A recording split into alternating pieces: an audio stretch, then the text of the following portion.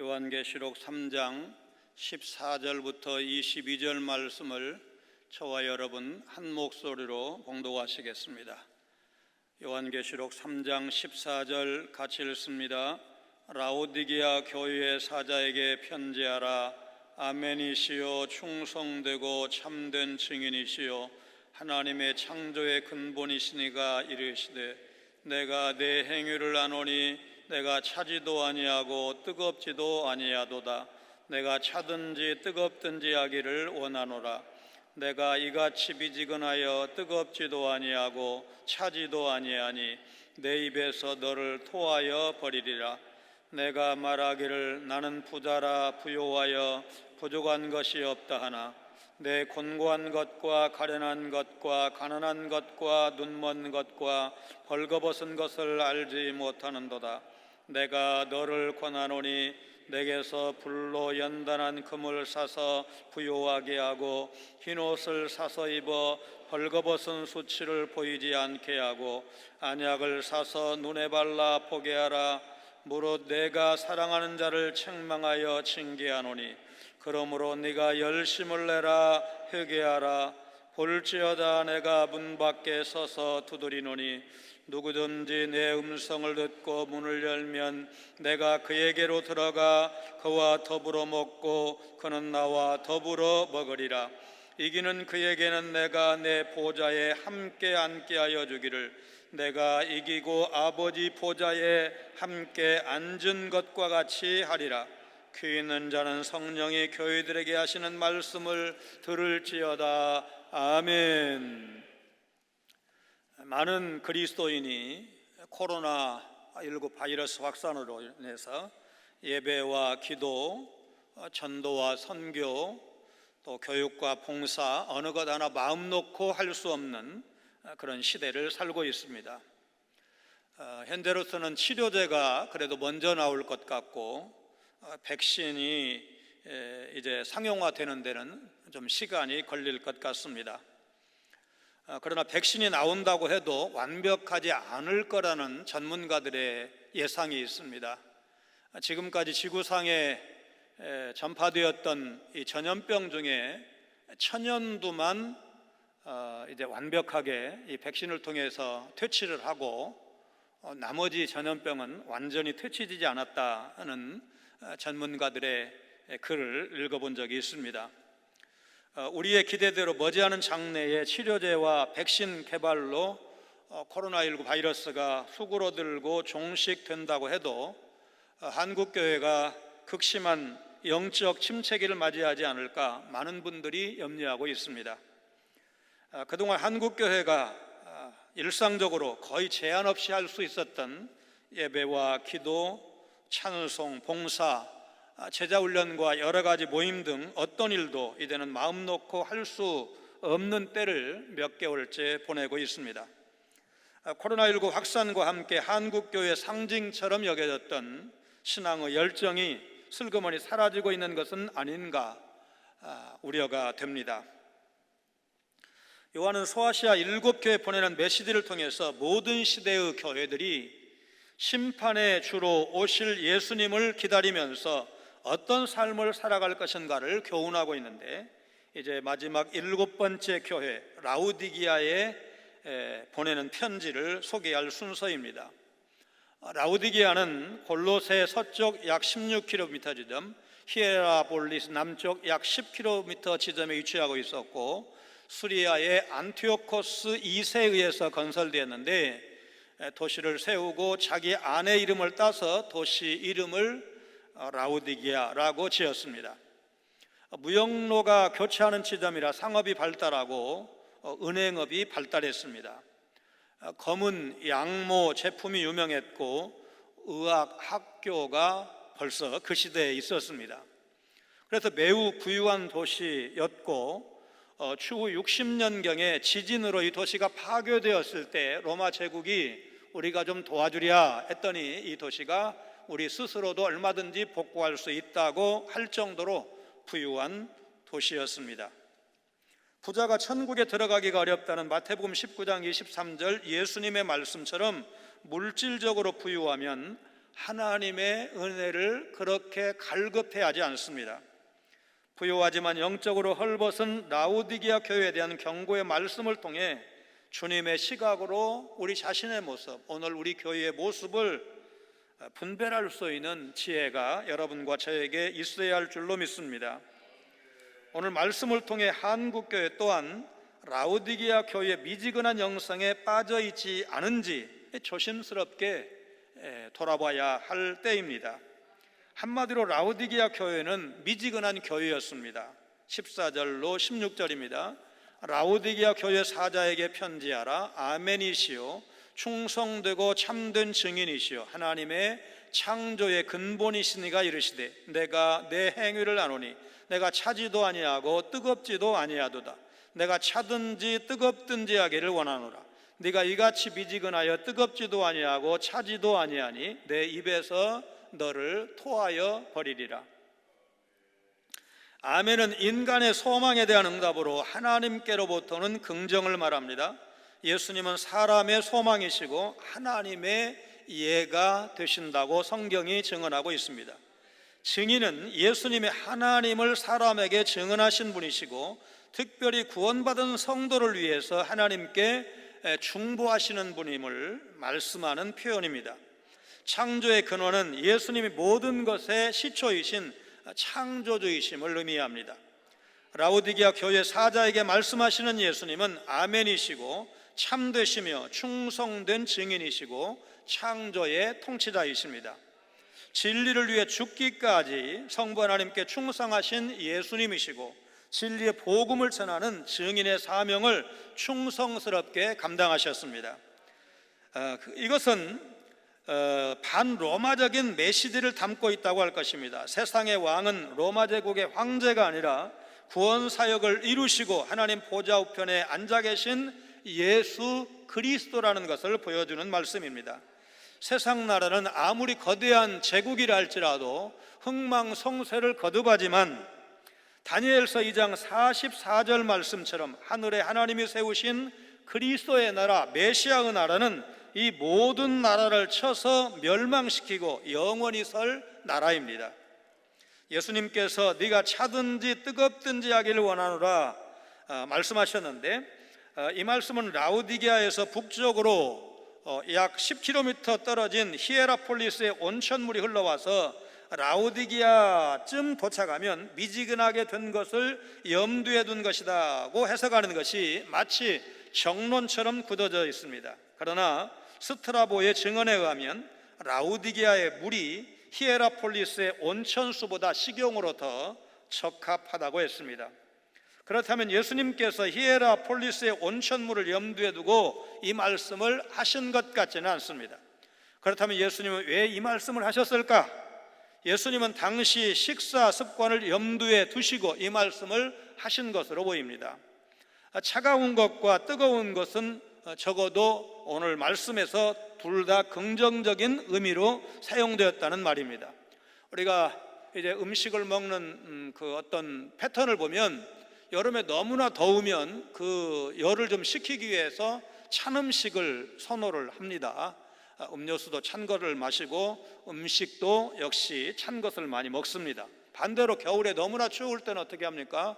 뜨거운 밥, 뜨거운 국, 음료수도 커피도 다 이제 뜨거운 것 위주로 우리가 이제 먹고 마시는 것을 알고 있습니다. 뜨거운 것과 차가운 것이 모두 긍정적으로 언급된 것은 포도주를 봐도 그렇습니다. 대개 포도주는 얼음을 넣어서 차갑게 마시는 것이 보통이지만 때로는 따뜻한 포도주가 잔치상에 나오기도 합니다. 그러나 차지도 않고 뜨겁지도 않은 미지근한 것은 어느 잔치, 어느 식사에도 어울리지 않습니다. 미지근한 물이나 포도주를 담은 용기는 주변 온도와 별다를 바 없어서 쉽게 구별되지도 않았습니다. 그러므로 미지근함은 라오디게아 교회 성도들의 삶이 주변 불신자들의 삶과 크게 구별되지 않는다는 것을 지적을 하신 겁니다. 그렇다면 이 말씀은 예수님께서 라오디게아 교회 성도들을 향해서 회개를 촉구하신 말씀이다. 이렇게 말씀드린 것이 옳다면 이 메시지는 라오디게아 교회뿐만 아니라 이런 식사 습관을 가진 모든 지역 사람들에게 직접적인 호소력을 가지고 있다고 봐야 할 것입니다. 서머나 교회와 빌라델비아 교회가 칭찬만 들은 교회였던 반면에 라우디게아 교회는 책망만 들었습니다. 주님은 미지근한 신앙에 빠져있는 라우디게아 교회 성도들을 향해서 엄히 책망하셨습니다. 라우디게아 교회 교인들은 겉으로는 예수님을 믿었는지 몰라도 하나님과 세상을 모두 섬기려 했던 타협적인 사람들이었습니다. 두 주인을 섬기는 것이 가능하지 않는데 교회와 세상 사이에서 타협하는 미지근한 신앙생활, 사실상 세상을 섬기는 것입니다. 미국의 찰스 알렌 박사가 미국 전역의 크리스천들을 표본으로 신앙 상태를 조사 연구한 결과가 있습니다. 자신이 크리스천이라고 밝힌 사람 가운데 응답자 중 20%는 주일 성수를 중요하게 생각하지 않고 있었고 30%는 기도할 줄 모르면서도 기도에 대해서 배울 생각도 없다고 응답했습니다. 35%는 일주일에 성경을 한 장도 읽지 않는다고 했고 40%는 헌금 생활을 제대로 하고 있지 않다고 응답을 했습니다.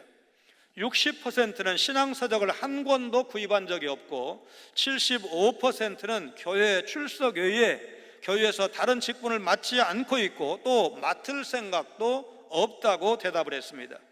그리고 85%는 단 한 명에게도 전도를 시도조차 해보지 않았다고 대답했습니다. 그런데도 100%의 응답자가 모두 천국에 가고 싶다고 말했고 자신은 천국에 갈 것이라고 믿었습니다. 크리스천의 삶은 하나님의 말씀을 따르고 예수님의 십자가를 지는 것입니다. 주님의 제자가 되지 않고서는 주님이 약속하신 은혜도 받을 수가 없는 것입니다.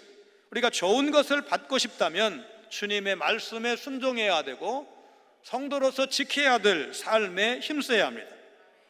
오늘 한국교회도 라우디게아 교회에게 주께서 하신 이 책망을 받는 상황이 아닌지 돌아봐야 합니다.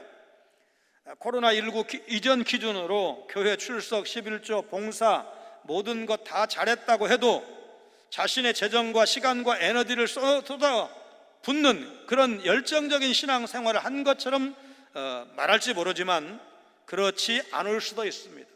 사람은 속일 수 있고 심지어 자신을 속이는 자기 기만에 빠질 수도 있습니다.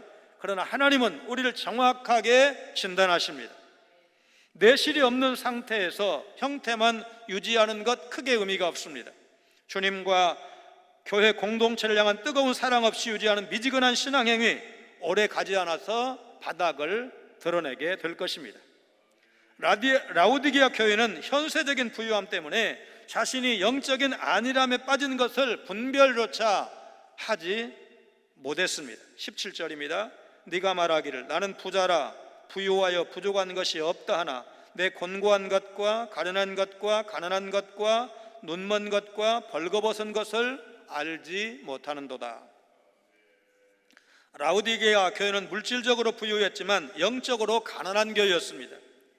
공교롭게도 칭찬만 들은 서머나 교회와 빌라델비아 교회는 외적으로 자랑할 것이 없었지만 책망만 들은 라우디게아 교회는 외적으로 번성했습니다. 서머나 교회는 궁핍했고 빌라델비아 교회는 능력이 작은 교회였습니다. 라우디게아 교회는 미지근하게 신앙생활한 탓에 세상과 타협한 결과로 획득할 수 있었던 자신들의 부유함을 자랑했습니다. 아마 자신들이 신앙생활을 잘한 덕분에 복을 받은 것이라고 착각했을 수도 있습니다.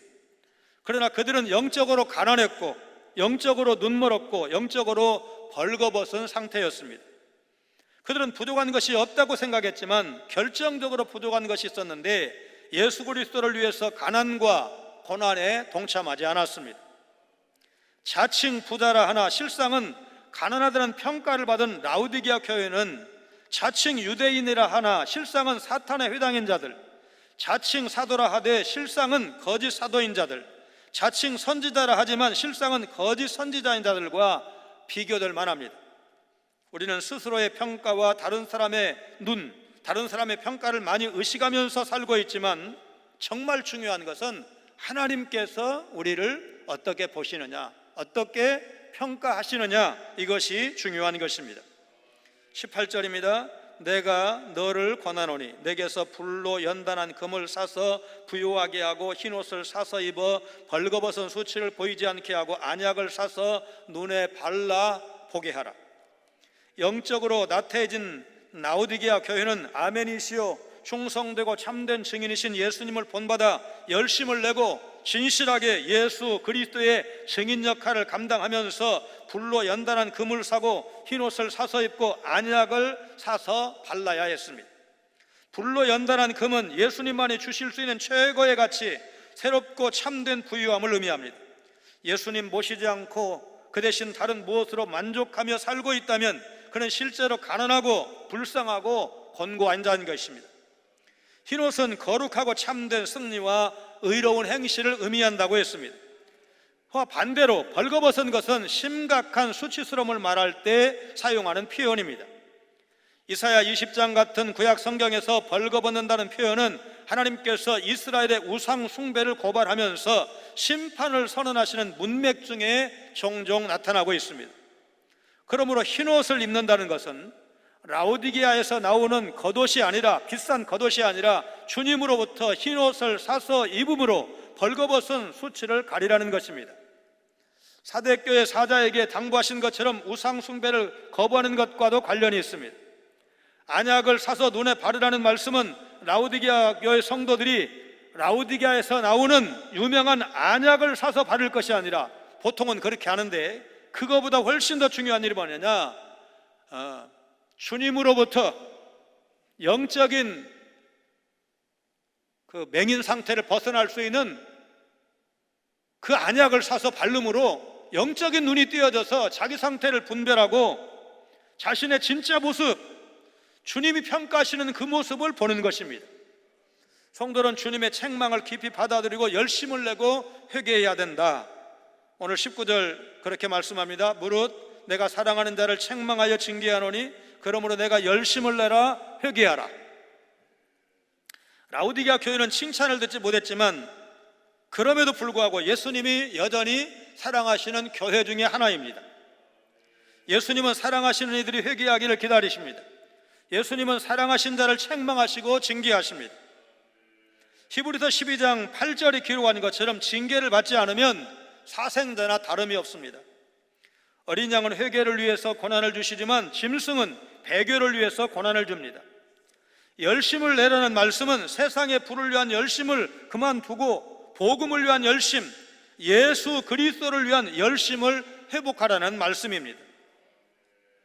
미얀마에서 숱한 고난을 겪으면서 복음을 전하던 아도니람 저드슨 선교사가 잠시 미국에 돌아와서 어느 교회에서 몇 달간 말씀을 전하고 있었습니다. 선교사님은 주일마다 예수님의 십자가 복음을 설교하셨는데 몇 주가 지나자 한 성도가 찾아와서 선교사님에게 이렇게 말합니다. 선교사님, 미얀마에서 있었던 흥미진진한 이야기를 좀 해주시면 안 되겠습니까? 흥미진진한 이야기라니요. 미얀마 정부의 박해 속에서도 꿋꿋이 복음을 전하고 열매를 맺었던 선교사님의 모험담 말입니다. 저를 비롯한 많은 성도가 그 이야기를 듣기 위해서 매주일 교회에 오고 있습니다. 선교사님은 이 말을 듣고 매우 굳은 표정으로 말을 이었습니다. 예수님이 나를 위해 돌아가신 십자가 이야기보다 더 흥미진진하고 중요한 이야기는 저에게 없습니다. 이 십자가 이야기 때문에 저는 지금도 가슴이 뜁니다. 이 중요한 십자가를 두고서 보잘것없는 내 모험담을 전할 수는 없습니다. 아무리 뭐라 해도, 누가 뭐라고 해도 저는 또다시 예수님의 십자가 복음을 전할 수밖에 없습니다. 세상에서 가장 중요한 이야기는 예수님의 십자가와 복음 이야기입니다. 내 신앙과 전도와 모든 삶에 이 십자가가 빠지면 아무것도 아니라는 사실 여러분 기억하시기를 바랍니다. 예수님은 오늘 라오디게아 교회의 실상을 지적하셨습니다. 그 책망이 라오디게아 교회 성도들을 아프게 했을지라도 사랑하는 교회가 온전히 세워져야 하기 때문에 예수님은 이 책망의 말씀을 하신 것입니다. 오늘 우리 한국교회도 마찬가지입니다.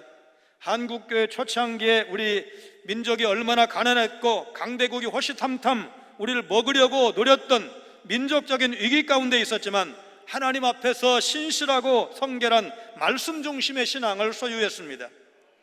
그런데 경제와 과학기술이 비약적으로 발전하면서 차츰 성도들의 삶도 부유해지고 교회 건물이 커지고 회집수가 많아지면서 내실 없이 정체되어 버린 것은 아닐까? 세상 사람들처럼 적당히 욕망을 추구하고 정작 복음과 주님을 위한 고난을 교묘하게 회피한다면 우리도 라우디게아 교회의 영성에 빠진 것입니다. 주님의 말씀으로 돌아가서 분별력과 열심을 회복해야 오늘 교회가 살아날 것입니다. 라우디게아 교회는 그들을 사랑하시는 예수님의 음성을 듣고 구체적인 대책을 세우고 회개에 합당한 열매를 맺어야 했습니다.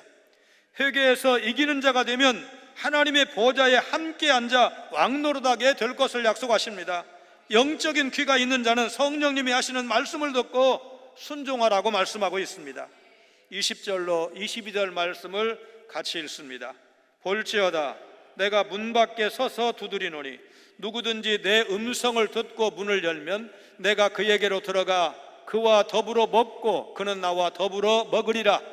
이기는 그에게는 내가 내 보좌에 함께 앉게 하여 주기를 내가 이기고 아버지 보좌에 함께 앉은 것과 같이 하리라. 귀 있는 자는 성령이 교회들에게 하시는 말씀을 들을지어다. 세상과 타협하는 라우디게아 교회 교인들은 예수님을 진심으로 영접해야 했습니다. 그러면 예수님과 친밀한 교대를 누릴 수 있는 것입니다. 그리고 보좌에 함께 앉게 해주시겠다고 하신 이 약속의 말씀을 축복으로 받는 것입니다. 예수님이 문을 두드리시는 모습을 그린 윌리엄 헌트의 명화 세상의 빛이라는 그림, 바로 요한계시록 3장 20절 말씀을 묘사한 것으로 유명합니다. 이 그림에는 문의 바깥쪽에 손잡이, 소위 말하는 문고리가 없습니다. 초청을 받은 사람이 안으로부터 마음문을 열어야 밖에서 기다리시는 예수님이 들어가실 수 있다는 것을 상징하는 것입니다. 그래서 20절 말씀은 종종 불신자에게 전도할 때, 특별히 결단하고 예수님을 영접하도록 할 때 그때 이 말씀을 많이 인용을 합니다. 그러나 사실 이 말씀은 라우디게아 교인들을 향한 메시지입니다.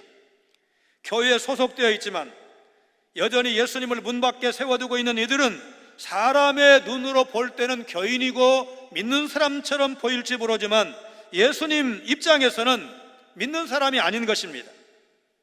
문을 열라는 표현은 계속적인 동작, 지속적인 동작을 나타내는데 계속해서 회개를 촉구하고 계신다, 그런 의미가 문을 열라 그러는데 말하자면 열 때까지 기다리겠다는 주님의 의지가 이 문을 열라는 말 속에 들어가 있습니다. 동시에 이 말씀은 죄에 참여하지 말고 바벨론을 떠나라는 계시록 18장 4절 말씀을 연상시킵니다. 그리스도인은 세상을 비유하는 이 바벨론, 로마 제국을 비유하는 이 바벨론과 예수님을 동시에 섬길 수 없다는 것입니다. 한국교회는 물질적, 양적 성장을 이룬 것은 사실이지만 그것에 비례해서 하나님으로 만족하고 그분에게만 소망을 두는 영적 쇄신을 이루는 데는 성공하지 못했습니다. 물질이 아니라 하나님의 능력과 생명과 은혜 때문에 만족하고 벅찬 가슴으로 뜨거운 눈물을 흘리는 교회와 성도를 지금도 주님이 찾고 계신다는 사실입니다. 생명의 복음으로 인해서 심장이 뛰고 회개와 감사의 눈물을 회복할 수 있기를 위해서 여러분 기도하시기를 바랍니다. 내 열심만으로는 금방 지치거나 안일해져서 패배할 수밖에 없지만 승리하고 권세를 가지신 주님이 내 삶의 원천일 때만 지속적인 열정과 능력을 공급받을 수 있는 것입니다. 여러분 지금 얼마나 주님의 말씀을 사모하고 성경을 가까이 하고 있습니까? 코로나19 시대에 한 주간 하루를 사시면서 주님과 교제하는데 어느 정도 시간을 할애하고 계십니까? 라우디게아 교회가 그랬던 것처럼 주님을 문 밖에 계속 세워두고 있는 것은 아닌지, 주님은 문을 열라고 계속해서 두드리시는데 그래서 함께 교제하고 연합하자고 우리를 부르시는데 여러분 그 음성을 들으실 수 있기를 바랍니다. 그 음성 외면하지 않으시기를 바랍니다. 영국의 노팅엄에는 작은 성당이 하나 있습니다. 그 성당 벽에는 구세군 창시자 윌리엄 부스가 환상을 보고 하나님의 복음을 전하는 선교사로 헌신했던 지점을 표시하는 청동패가 있습니다. 어느 날 허름한 차림의 아프리카 사람이 그 성당 안에 들어와서 무엇인가를 열심히 찾았습니다. 그러다가 그 청동왕 폐 앞에 이르러서 꼼짝하지 않고 그대로 서 있습니다. 그리고 주위를 둘러보다가 안내인에게 묻습니다. 바로 여기 윌리엄 부스가 무릎 꿇고 기도했던 바로 그곳입니까? 안내인이 그렇다고 했습니다. 그러자 이 사람이 제가 여기에 무릎을 꿇어도 되겠습니까? 그래도 된다고. 그러자 이 사람이 무릎을 꿇고 팔을 들고 눈물을 흘리면서 하나님, 윌리엄 부스의 열정을 내게도 주시옵소서. 이 아프리카에서 온 성도의 이 부르짖음은 오늘 한국교회 여러분과 제가 회복해야 될 기도인 줄로 믿습니다. 한국교회는 성경을 사랑해서 성경을 집중적으로 가르치는 사경회를 통해서 부흥한 교회입니다. 걸어서 멀리 압록강 변에서 평양까지 가서 사경회에 참석했다는 기록이 있습니다. 그것도 아기를 업고, 옛날에 이불이 부족했던 시대니까 이불을 싸고, 또 그 다음에 한 2주간 동안 먹을 식량을 말하자면 이고 들고 그 먼 길을 걸어서 평양까지, 그리고 다시 끝나면 또 걸어서 자기 집으로 돌아갔다는 기록이 있습니다. 제 고향교회는 120년 전에 세워졌는데 독특한 교회입니다. 세 사람이 군산에 선교사님들이 들어오셨고 그분들이 병을 잘 치료한다는 그런 소문을 들었습니다. 신안에서 군산까지 200리길을 걸어서 갔다가 걸어서 왔습니다. 그리고 은혜를 받았습니다. 교역자 없습니다. 세 사람이 이제 엄마하고 아들이고 친척인데 한 집에 모여서 가정 예배를 드리기 시작한 교회입니다. 그러니까 1900년에 대한 기록은 없지만 2년 후 1902년부터 그게 좀 커져서 이렇게 초가집에서 예배를 드렸다는 기록이 전북노율록에 나옵니다. 그러니까 말하자면 그 2년 전에 모였다는 구전이 사실이다, 그렇게 인정을 받고 총회가 금년 6월 달에 120주년 기념으로 총회 역사 사적지로 지정을 했습니다. 뜨거운 기도와 회개운동을 통해서 사도행전 이후에 이런 부흥의 역사가 또 있을 수 있겠는가 할 정도로 온 도시를 완전히 정말 복음의 능력으로 열정으로 들었다 놓았다고 할 수 있는 1907년의 평양 대부흥운동의 역사를 우리가 가지고 있습니다. 선교사님들이 금주와 금연, 축첩을 금지하고 미신을 타파하고 유교식 조상 제사도 금지하는 등 우상 숭배를 거절토록 아주 엄하게 가르쳤습니다. 삶의 모범을 추구한 전통이 있습니다. 교육을 통해 이민족을 깨웠는데 특별히 당시에 소외계층의 아주 소외계층 중에 소외계층이라고 할 수 있었던 여성들 교육에 앞장섰고 의료 선교를 통해서 이민족을 깨우고 치료하는 데도 앞장섰습니다. 오늘 초대교회의 자랑스러운 전통을 갖고 있는 한국교회는 미지근한 신앙과 영성에서 벗어나야 합니다. 한국교회를 향한 주님의 음성을 들을 수 있어야 하고 그 음성에 어떻게 반응하느냐가 한국교회의 생사가 걸려있다, 그렇게 말해도 조금도 틀림이 없습니다. 말씀을 향한 열정이 회복되지 않고 이 침체기를 넘어서 부흥으로 나아갈 수 없다는 엄연한 사실을 우리는 직시해야 합니다. 보고 싶은 사람이 있어도 마음 편히 갈 수가 없고 온다고 하는 사람이 있어도 흔쾌히 오라고 할 수도 없는 때를 살고 있습니다. 어제 신문 일면에 아들, 딸, 며느리야 이번 추석에는 고향에 안 와도 된단께. 이제 전남 보성의 아버지 어머니들이 자녀들을 향해서 오지 말라고, 저게 다 신문에 나오고 뉴스에 나와가지고 아마 서울 등 대도시에 있는 자녀들이 다 저 소식을 들었을 겁니다. 전화도 했을 겁니다. 마음 놓고 문 밖에 나가 활보할 수 없는 이때에, 아무래도 집에 있는 시간 많은 이때에 여러분 말씀을 읽는 일, 조용히 성경을 필사하는 일, 나 혼자만 읽고 은혜 받은 것으로 끝나지 말고 성경 일도 기념으로 한 권값 얼마라도 헌금을 해서 아시아, 아프리카, 남미 등 제3세계 성경 한 권 마음 편히 살 수 없는 어려운 사람들에게 성경을 보급하는 일에 여러분 우리가 동참한다면 여러분 영적인 침체를 벗어나는데 분명히 하나님께서 역사하실 것입니다. 이때에는 우리가 조용히 성경 읽으라는 때이구나, 시간이 많으니까 그래도 밖에 나가는 것도 조심스러우니까 성경 읽자, 성경 쓰자. 모르겠습니다. 서점에 나와 있는지 모르겠지만 성화, 유명한 성화, 아까 그런 성화 말하자면 그 요한계시록 3장에는 저런 성화를 옆에다 그려놓고 빛난을 만들어서 거기다 성경을 쓰도록 한 책이 지금 2권째까지 나와 있더라고요. 이제 아마 계속해서 나올 것 같은데, 기왕에 성경을 필사하면서 만약에 그림이 있는 그 노트에다가 쓰면 나중에 아마 성경을 이렇게 펼쳐볼 때 새로운 감동이 있을 것 같아요.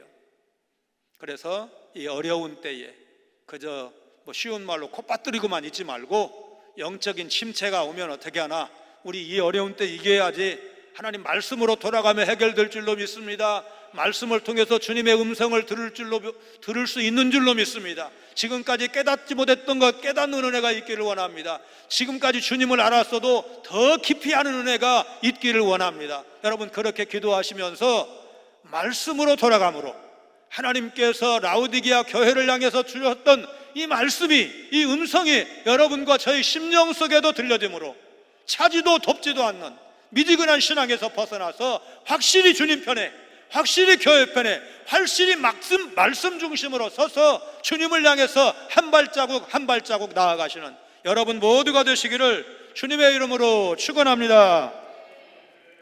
거룩하신 하나님, 라우디게아 교회를 향해서 주님이 미지근하다고 책망하신 말씀을 오늘 우리가 자신을 돌아보면서 마음속에 새기기를 원합니다. 곤고하고 눈멀고 벌거벗었으나 자신이 어떤 상황에 처해 있는지조차 정확하게 진단하지 못한 라우디게아 교회 성도들처럼 어리석음에 빠지지 아니하도록, 영적인 잠을 자지 않도록 깨어있는 우리 교회, 우리 모든 성도들 다 되게 하여 주옵소서. 안약을 사서 눈에 발라 보게 하라는 말씀을 기억하면서 회개함으로, 말씀 앞에 돌아감으로 영적인 눈이 띄어져서 주님의 뜻을 분별하게 하시고 그 뜻을 이루어되기를 결심하고 결단하는 우리 성광의 모든 성도들 다 되게 하여 주옵소서. 주님의 음성을 듣고 그분께 문을 열어서 주님이 내 마음속에 오셔서 더불어 먹고 동행할 것이라는 말씀을 기억하면서 남은 날 주님 모시고 살아가는 우리의 신령한 삶이 되게 하여 주옵소서. 예수님 거룩하신 이름으로 간절히 기도하옵나이다. 아멘.